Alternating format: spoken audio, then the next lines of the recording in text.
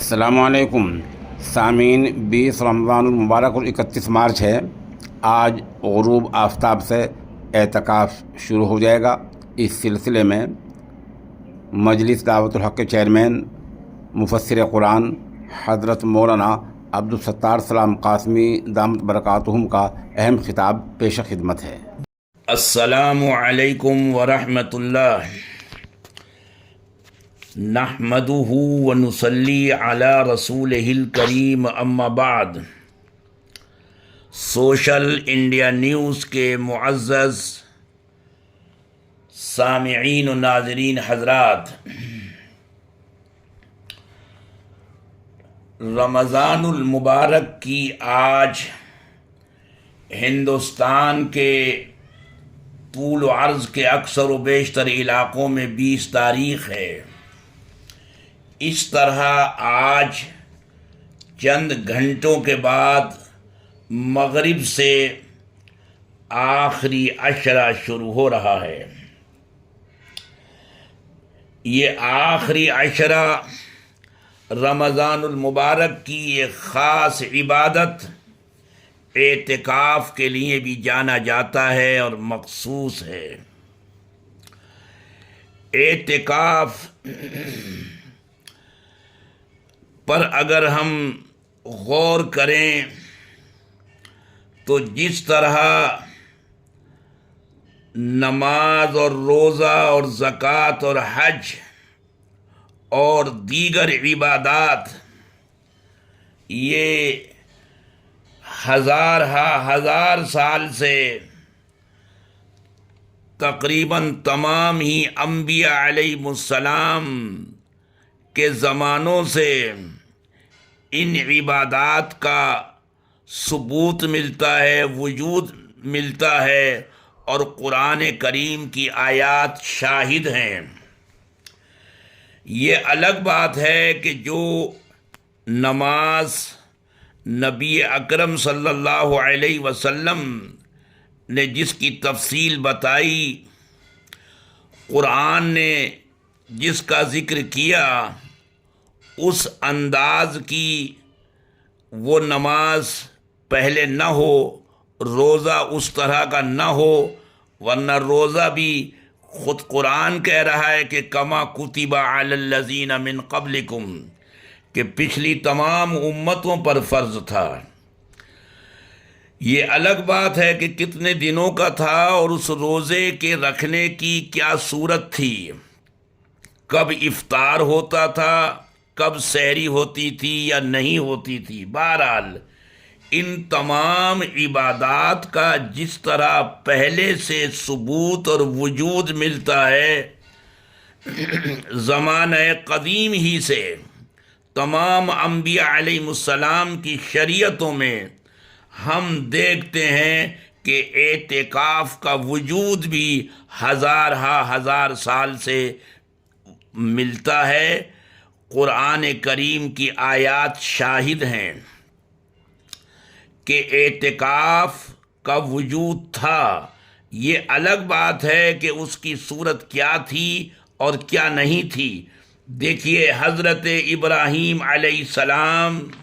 اور ان کے فرزند ارجمند حضرت اسماعیل علیہ السلام بیت اللہ کی تعمیر نو کر رہے ہیں۔ اس وقت حکم ہوتا ہے کہ ان طہر بیتی للطائفین والعاکفین، کہ میرے اس گھر کو اچھی طرح سے پاک و صاف رکھنا، طواف کرنے والوں کے لیے بھی اور اعتکاف کرنے والوں کے لیے بھی۔ معلوم ہوا کہ اعتکاف کا وجود تھا، اعتکاف پایا جاتا تھا۔ زمانہ قدیم ہی سے اعتکاف پایا جاتا تھا۔ اصحاب کہف کے سلسلے میں قرآن کہتا ہے کہ وہ جو چند نوجوان تھے، انہوں نے یہ کہا کہ وَإِذَا اعْتَزَلْتُمُوهُمْ وَمَا يَعْبُدُونَ إِلَّا اللَّهَ، کہ جب آپ لوگوں نے ان کو چھوڑ دیا، علیحدگی اختیار کر لی، یکسوئی اختیار کر لی ان سے بھی، اور اللہ کے علاوہ تمام معبودان باطل سے بھی جب تم نے اپنے آپ کو یکسو کر لیا تو آؤ فَأَوُّوا إِلَى الْكَهْفِ، آؤ ایک غار میں بیٹھ جائیں، تمام دنیا سے کٹ کر، تمام دنیا سے بے نیاز ہو کر غار میں اللہ پر توجہ کریں، اللہ کی عبادت کریں، اللہ سے لو لگائیں۔ ینشر لکم ربکم من رحمتہ، وہ اپنی رحمت کو آپ سب پر نچھاور کرے گا، وَيُهَيِّئْ لَكُم مِّنْ أَمْرِكُم مِّرْفَقًا، اور سہولت پیدا کرے گا معاملات میں۔ تو معلوم ہوا کہ دنیا سے کٹ کر یکسو ہو کر اللہ سے لو لگانے کا وجود ہزار سال سے لوگوں کی طبیعتوں میں، لوگوں کے مزاجوں میں، اور لوگوں کی اس وقت کے معاشرے میں اس کا وجود ملتا ہے۔ قرآن کہتا ہے حضرت ابراہیم علیہ السلام کے تعلق سے، حضرت ابراہیم علیہ السلام کے تعلق سے میں نے ابھی عرض کیا کہ خانہ کعبہ کی تعمیر نو کے سلسلے میں اللہ نے ان کو حکم دیا کہ میرے اس گھر کو بہت اچھی طرح سے پاک و صاف رکھنا معتکفین حضرات کے لیے۔ معلوم ہوا کہ اعتکاف کا وجود حضرت ابراہیم علیہ السلام کی پیدائش سے بھی پہلے سے تھا۔ قرآن کہتا ہے حضرت ابراہیم علیہ السلام کے تعلق سے کہ فَلَمَّا اعْتَزَلَهُمْ وَمَا يَعْبُدُونَ مِن دُونِ اللَّهِ وَهَبْنَا لَهُ إِسْحَاقَ وَيَعْقُوبَ، یہاں بھی وہی مفہوم ہے کہ وہ دنیا سے کٹ کر یکسو ہو گئے۔ جب انہوں نے یہ عمل کیا، تمام دنیا سے کٹ کر صرف اللہ کے لو لگانے کا، تو اللہ نے ان کو اسحاق جیسا فرزند عطا فرمایا، اور یہ بھی کہ ان کے صاحبزادے یعنی ابراہیم کے پوتے یعقوب بھی دنیا میں پیدا ہوں گے۔ خود حضرت ابراہیم علیہ السلام نے اپنے والد اور اپنی قوم سے جو مکالمہ کیا، گفتگو کی، ڈیبیٹ کی ہے، جس ڈیبیٹ کو قرآن نے بیان کیا کہ وَلَقَدْ آتَيْنَا إِبْرَاهِيمَ رُشْدَهُ مِنْ قَبْلُ وَكُنَّا بِهِ عَالِمِينَ، جب ہم نے حضرت ابراہیم کو نبوت دی، نبوت سے سرفراز کیا، تو اذ قال لأبیہ وقومہ، تو انہوں نے اپنے والد جن کا نام آزر تھا، جس کو قرآن نے دوسری جگہ بیان کیا ہے، تو ابراہیم علیہ السلام نے اپنے والد اور اپنی قوم سے یہ کہا کہ ما هذه التماثیل التي انتم لها عاکفون، یہ مورتیاں کیا ہیں جن کا تم اعتکاف کرتے ہو، جو تم گیان دھیان کر کے جو ان کے آگے بیٹھے رہتے ہو۔ تو معلوم ہوا کہ اعتکاف ابراہیم علیہ السلام کی پیدائش سے بھی پہلے اس کا وجود تھا۔ یہ الگ بات ہے کہ وہ صحیح سمت میں نہیں تھا، جیسے حج تھا، لیکن حج اس انداز کا نہیں تھا، لوگ ننگے حج کیا کرتے تھے، مرد بھی اور عورتیں بھی، تو ظاہر بات ہے کہ یہ تو اللہ نے حکم نہیں دیا تھا، لیکن فی نفس ہی حج کا تصور تھا، فی نفس ہی صلاۃ اور صوم کا تصور تھا۔ ہر قوم، ہر مذہب، ہر ملت، ہر معاشرے میں اس کا وجود آج بھی کسی نہ کسی انداز میں پایا جاتا ہے۔ اعتکاف کا وجود بھی ہم دوسری قوموں، برادران وطن میں بھی ہم محسوس کرتے ہیں۔ یہ الگ بات ہے کہ وہ صحیح سمت میں نہیں ہے اور نہ ہو، یہ الگ بات ہے۔ حضرت موسیٰ علیہ السلام کو دیکھیے کہ حضرت موسیٰ علیہ السلام جب بحر قلزم سے اپنی قوم کو لے کر پار ہوئے ہیں، جو عام طور سے مشہور ہے کہ دریائے نیل پار کیا، یہ غلط ہے۔ حضرت موسیٰ کے راستے میں دریائے نیل آتی ہی نہیں جو راستہ انہوں نے اختیار کیا تھا۔ ہاں، بحر قلزم، لال ساگر، ریڈ سی پڑتا تھا۔ تو قرآن کہتا ہے وَجَاوَزْنَا بِبَنِي إِسْرَائِيلَ الْبَحْرَ، جب اس سمندر کو دیکھیے، بحر کا لفظ استعمال کیا ہے، جو گویا ریڈ سی، جو بحر قلزم پر جس کا اطلاق ہوتا ہے، بحر پر اطلاق ہوتا ہے، دریا پر نہیں، خود قرآن کے ہی الفاظ سے۔ تو جب حضرت موسیٰ اپنی قوم کو لے کر پار ہوئے تو قرآن کہتا ہے فَأَتَوْا عَلَىٰ قَوْمٍ يَعْكِفُونَ عَلَىٰ أَصْنَامٍ لَهُمْ، کہ انہوں نے دیکھا کہ ایک قوم ہے، کچھ لوگ ہیں جو اعتکاف کیے ہوئے ہیں اپنی مورتیوں کے آگے، اپنے بتوں کے آگے۔ معلوم ہوا کہ اعتکاف فی نفسی ہی ہر قوم کی سرشت میں کہیں نہ کہیں کسی نہ کسی انداز سے پایا جاتا ہے۔ سامری کو دیکھیے، جب حضرت موسیٰ کوہ طور پر گئے اور سامری نے سازش کی اور قرآن نے کہا کہ حضرت ہارون علیہ السلام نے ہر چند لوگوں کو سمجھایا کہ دیکھو، اس کی عبادت نہ کرو، اس بچڑے کی، اور اس کے سامری کے بہکاوے میں نہ آؤ۔ تو ان کا جواب تھا کہ قالوا لن نبرح علیہ عاکفین، ہم تو اس کا اعتکاف کرتے رہیں گے، معتکف رہیں گے، حتی یرجع الینا موسیٰ، موسیٰ کے آنے تک ہم اس کا اعتکاف کرتے رہیں گے، معتکف رہیں گے۔ حضرت موسیٰ جب آئے ہیں اور ڈیبیٹ ہوئی ہے حضرت موسیٰ کی حضرت ہارون سے اور پھر سامری سے، تو ان کے الفاظ قرآن نے نقل کیے ہیں کہ وَانظُرْ إِلَىٰ إِلَٰهِكَ الَّذِي ظَلْتَ عَلَيْهِ عَاكِفًا، کہ سامری تو جس مورتی کے آگے، بچھڑے کی مورتی کے آگے جو تو معتکف ہو کر بیٹھا تھا،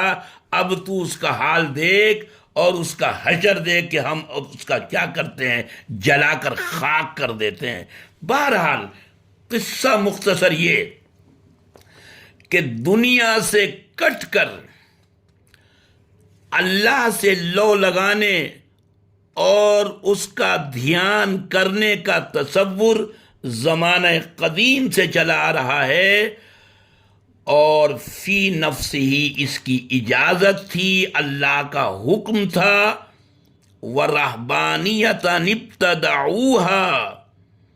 مَا كَتَبْنَاهَا عَلَيْهِمْ إِلَّا ابْتِغَاءَ رِضْوَانِ اللَّهِ، قرآن کہتا ہے کہ یہ رہبانیت، یہ دنیا سے کٹ کر صرف اللہ کی یاد میں لین ہو جانا، مگن ہو جانا، اللہ کی یاد میں مشغول ہو جانا، اس کو ہم نے ہی لکھ کر دیا تھا کہ یہ کرو، لیکن قرآن کہتا ہے کہ فَمَا رَعَوْهَا حَقَّ رِعَایَتِهَا، انہوں نے اس کی رعایت نہیں کی، حد سے آگے بڑھ گئے اور بڑھتے بڑھتے وہ گمراہی میں جا پڑے، ضلالت میں جا کر ڈوب گئے۔ تو بہرحال قصہ مختصر یہ کہ اعتکاف کا وجود اور ثبوت زمانہ قدیم سے چلا آ رہا ہے، اور رمضان المبارک کا مہینہ اس کے لیے خاص ہے۔ رمضان کی ایک عبادت تو روزہ ہے، تراویح ہے، جو عام مسلمانوں کے لیے ہے، ایک کمپلسری کورس ہے، لیکن ایک ایکسٹرا کورس اخص الخواص کے لیے اللہ نے مقرر فرمایا اعتکاف کا، اور نبی کریم صلی اللہ علیہ وسلم ہمیشہ اعتکاف کا اہتمام فرماتے۔ ہر سال آپ 10 دن کا اعتکاف فرماتے، بلکہ شروع میں ایک مرتبہ تو جیسا کہ ذات المعاد وغیرہ نے لکھا ہے کہ اللہ کے نبی صلی اللہ علیہ وسلم نے شروع کے 10 دن کا روزہ رکھا، وَاعْتَكَفَ مَرَّةً فِي الْعَشْرِ الْأَوَّلِ، اور یہ اعتکاف در حقیقت لیلۃ القدر، شب قدر کی تلاش کے لیے ہے، اس کا محصل اور مقصود۔ تو آپ نے پہلے عشرے کا اعتکاف کیا، اس میں وہ لیلۃ القدر نہیں ملی، ثم الاوسط واعتکف، تو روایت کے الفاظ ہیں کہ واعتکف مرۃ فی العشر الاولی، ایک مرتبہ آپ نے پہلے عشرے میں اعتکاف کیا، اس میں لیلۃ القدر نہیں ملی، معلوم ہوا کہ اس میں لیلۃ القدر نہیں تھی پہلے عشرے میں، اور اعتکاف کا لب لباب خلاصہ وہ لیلۃ القدر کا حصول ہے، لیلۃ القدر کی تلاش ہے۔ تو ثم الاوسطی ای فی العشر الاوسطی، تو پھر دوسرے عشرے میں رکھا، اس میں بھی لیلۃ القدر نہیں ملی، تو ثم العشر الاخیری، تو جو آخری عشرہ تھا آپ نے اس میں رکھا، یلتمس لیلۃ القدر، لیلۃ القدر کی تلاش میں،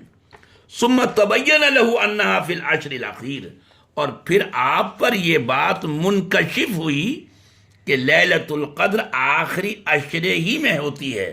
فداوم علی اعتکافہ حتی لحق بربہ عز وجل،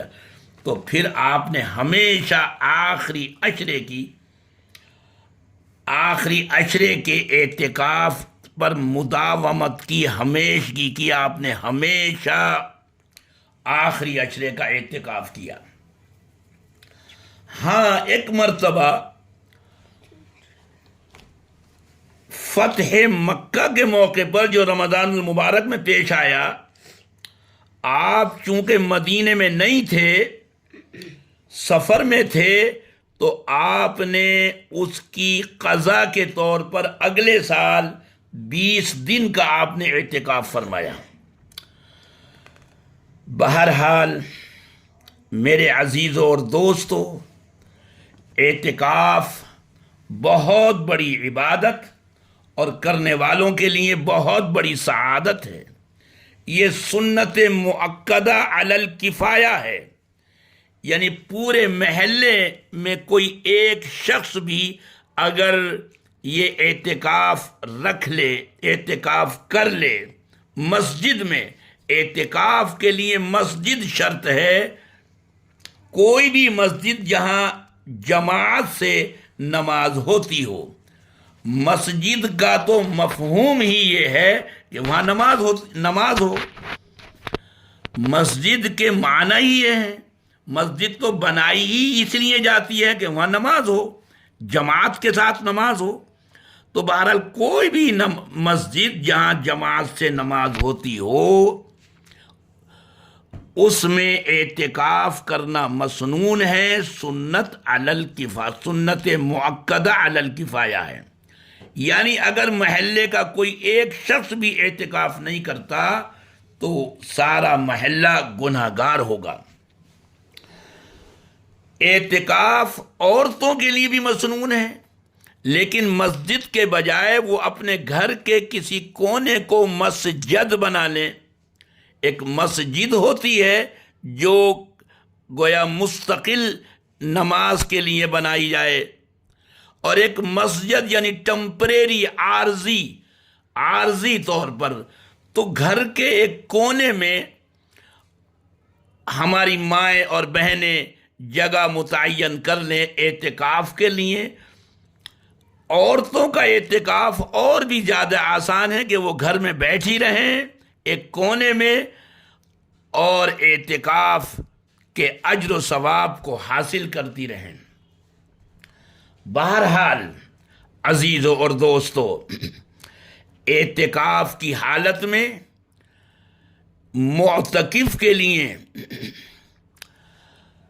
جس طرح رمضان کے دنوں میں بیوی سے ملنا اور مباشرت اور مجامعت کا تعلق رکھنا حرام ہے، معتکف کے لیے ان راتوں میں بھی بیوی سے بوس و کنار کرنا، بیوی کے ساتھ مباشرت کرنا، مجامعت کرنا وہ حرام ہے۔ مجامعت اور مباشرت حرام ہے رات میں بھی۔ تو اللہ کے نبی صلی اللہ علیہ وسلم کی سخت ترین ہدایات ہیں، اور حضرت عائشہ صدیقہ رضی اللہ تعالی عنہا فرماتی ہیں کہ نبی کریم صلی اللہ علیہ وسلم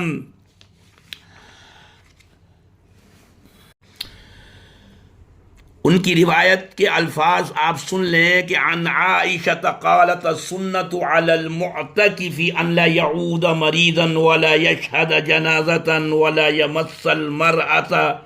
ولا يباشرها ولا يخرج لحاجة الا لما لا بد منه ولا اعتکاف الا بصوم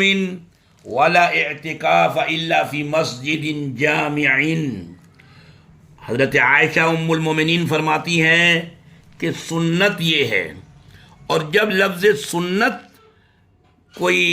صحابی یا صحابیہ بیان کریں تو اس کا مطلب یہ ہے کہ یہ شرعی مسئلہ ہے، اور یہ انہوں نے نبی اکرم صلی اللہ علیہ وسلم کے ارشاد یا طرز عمل سے جانا ہے، اس لیے یہ حدیث مرفوع ہی کے حکم میں ہوتا ہے۔ بہرحال وہ فرماتی ہیں کہ معتکف کے لیے سنت یہ ہے، شرعی دستور اور ضابطہ یہ ہے کہ وہ مریض کی عیادت کو نہ جائے، نماز جنازہ میں شریک ہونے کے لیے باہر نہ نکلے، عورت سے صحبت نہ کرے، بوس و کنار بھی نہ کرے، اور اپنی ضرورتوں کے لیے یعنی استنجا وغیرہ کی سوائے ان حوائج کے، سوائے ان ضروریات کے جیسے پیشاب پیخانہ وغیرہ ہے، اگر اس کے علاوہ باہر نہ نکلے، اگر وہ باہر نکلے گا اس کا اعتکاف باطل ہو جائے گا، ٹوٹ جائے گا۔ تو یہ معتکف کے لیے پابندیاں ہیں۔ اللہ تعالی ان حضرات کو، ان سعادت مند لوگوں کو جو اس نیک کام کے لیے آج تیار ہو رہے ہیں، انہوں نے نیت کی ہے اعتکاف کی اور وہ بیٹھ رہے ہیں، مبارکبادی کے مستحق ہیں۔ اللہ تعالیٰ ان کے اعتکاف کو قبول فرمائے اور لیلۃ القدر ان کو حاصل ہو، شب قدر ان کو حاصل ہو۔ معزز سامعین و ناظرین کرام، اس موقع پر اس بات پر بھی توجہ دلانا ضروری ہے کہ آج کل کچھ حضرات کا یہ وتیرہ بن گیا ہے کہ اپنی کم علمی کی بنا پر وہ بعض عبادات کو جو نبی کریم صلی اللہ علیہ وسلم کے زمانے سے چلی آ رہی ہیں، تواتر کے ساتھ، جن پر اہل علم کا، اولیاء اللہ کا، مشائخ کا عمل ہے، ان کو بدعت بتانا شروع کر دیا ہے۔ انہی میں سے ایک اجتماعی اعتکاف کا معاملہ بھی ہے کہ آج کل کچھ لوگ اس کو بدعت بتا رہے ہیں کہ اجتماعی اعتکاف بدعت ہے، جبکہ بخاری اور کتب سیاہ میں یہ بالکل واضح طور پر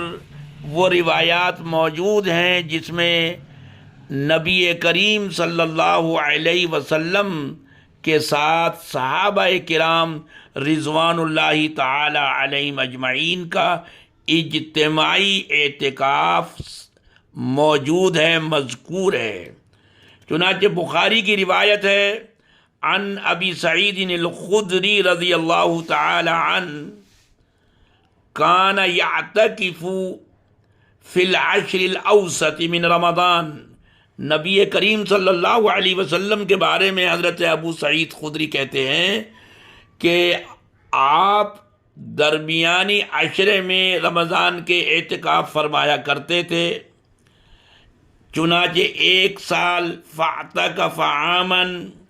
ایک سال آپ نے اعتکاف کیا وہی درمیانی عشرے کا، حتی اذا کان لیلۃ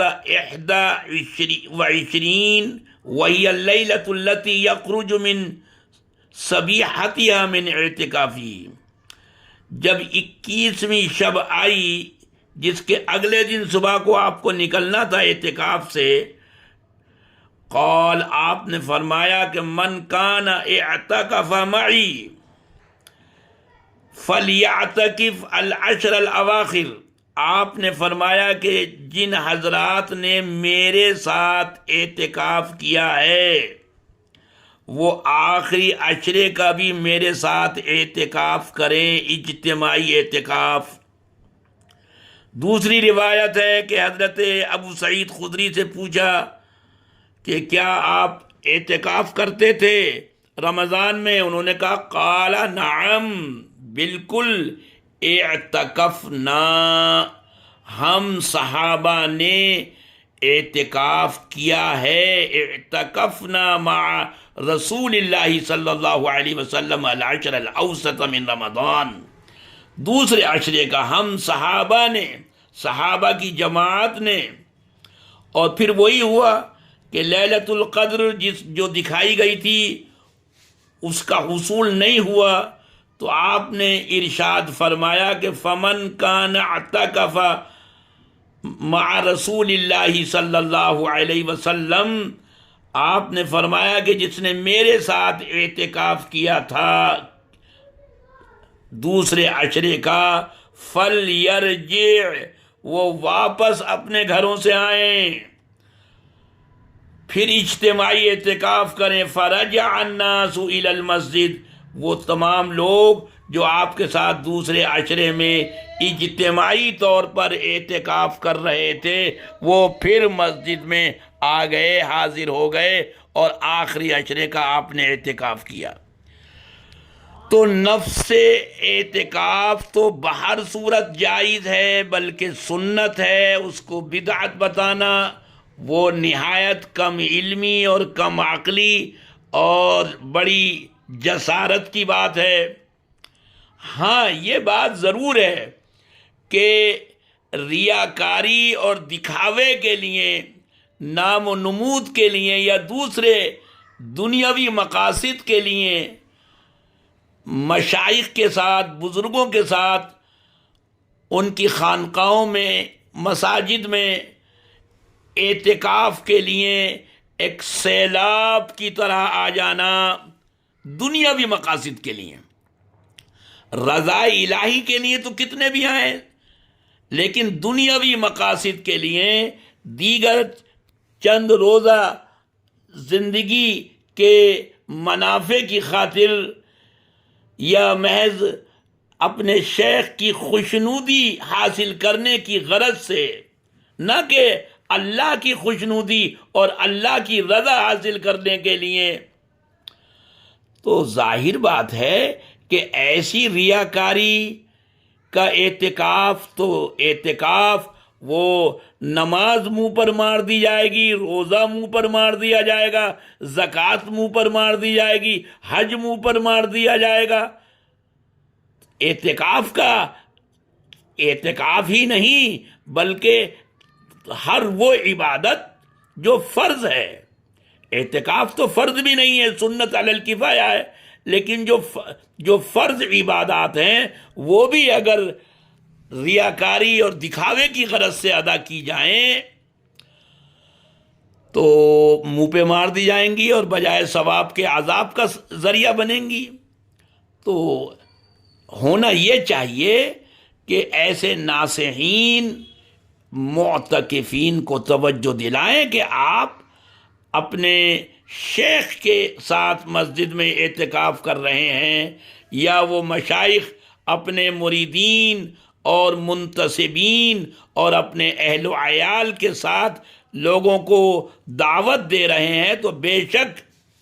اس میں فی نفس ہی